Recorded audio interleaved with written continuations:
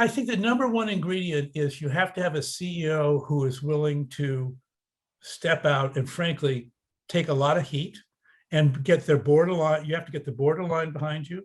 You're gonna have a whole bunch of investors who are going to desert your stock. You can hopefully recruit a new crop of investors who are interested in your future as opposed to in your past.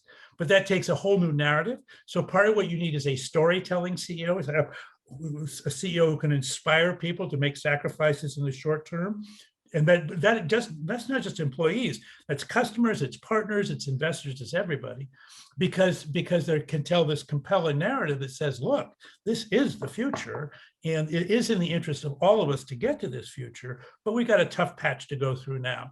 And so if you don't, it can't be, you can't do it at the divisional level, because you need the rest of the other divisions to make sacrifices in order to fuel the new division.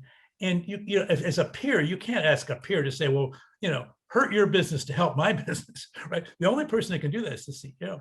And so it's a real, that's probably the number one criterion for this. And if you're saying, look, Jeffrey, that was very eloquent, and thank you very much. You didn't describe us. We're not like that. We don't have that kind of culture. Then the second counsel is, okay, then don't transform. What you want to do now is buy time.